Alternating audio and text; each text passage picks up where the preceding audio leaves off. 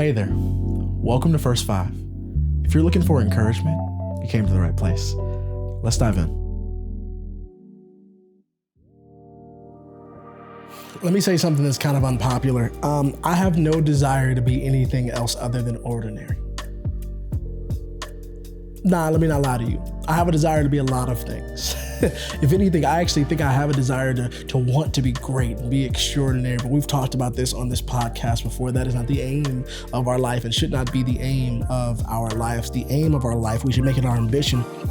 As Paul says in 1 Thessalonians 4, we should make it our ambition to lead a quiet life.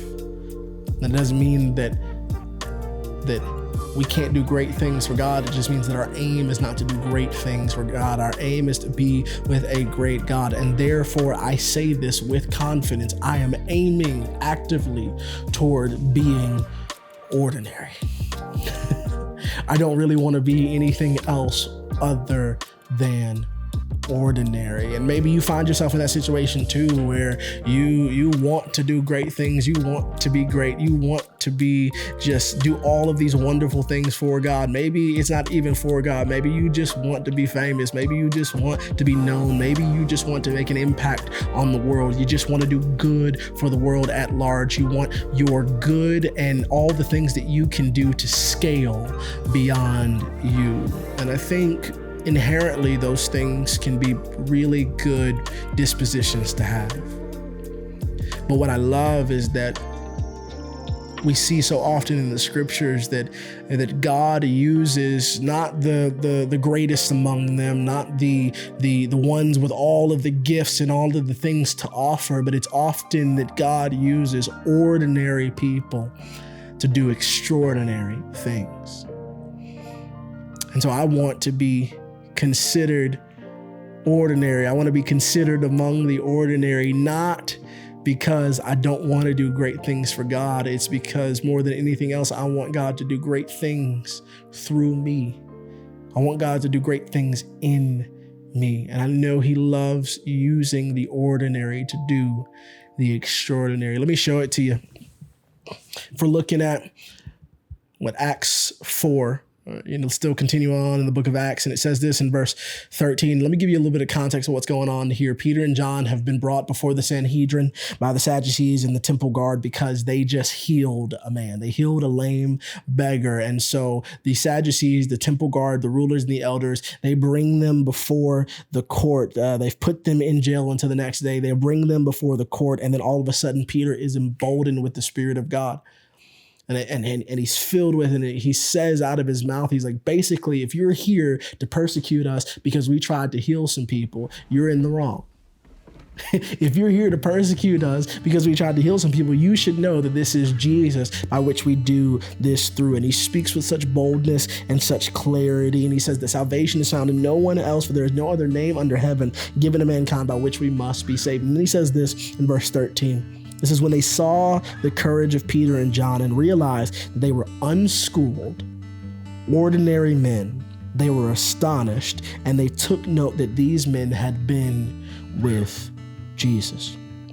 When the Sanhedrin, when the religious leaders of the day, when they saw that these two men, that Peter and John, that were causing a fuss, that were causing people to believe in this Jesus and this resurrected Christ, when Peter and John, who were healing people in the name of Jesus, when they saw that they were just unschooled, everyday, ordinary men, they were astonished. Because the people in the Sanhedrin, these religious leaders of the day, have spent their entire lives learning about God, gaining knowledge about God. And Peter and John are just normal, everyday, ordinary dudes who walked with God. That'll preach to your soul today, hopefully.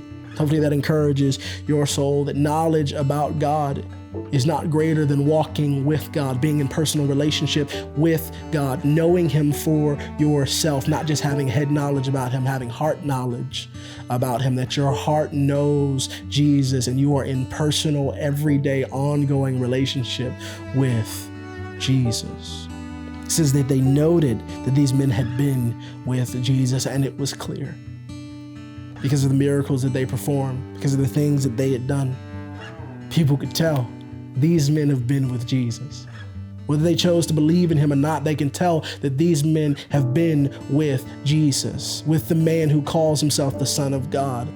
I wonder if that could be said about us. Can it be said about us that we've been with Jesus? I know sometimes I don't always display that in my life, that people can tell, oh yeah, he's been with Jesus. He looks like Jesus. He smells like Jesus. He looks like he's been around Jesus. But my prayer for you today is that our lives will begin to look more, your life will begin to look more and more like that of Christ, and people would say when they see you, oh, they've been with Jesus. Whether they choose to acknowledge his deity or him as the Son of God or not, whether they choose to accept him or not, they would know that you are different than everyone else, that you are normal and ordinary, and yet God has done extraordinary things through you. It's my encouragement to you today. Let's not strive to be anything else other than those who are being with Jesus.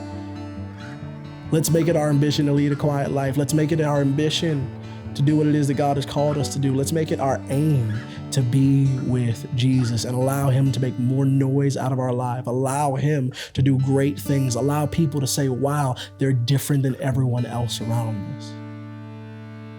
They're so different than everyone else. Why is that? And we can introduce them to this person that we know, this person we have deep relationship with, to Jesus Christ. For salvation is found in no one else, for there is no other name under heaven given to mankind by which we must be saved. We can introduce them to the authentic Jesus. I really hope that encouraged you. We'll talk soon.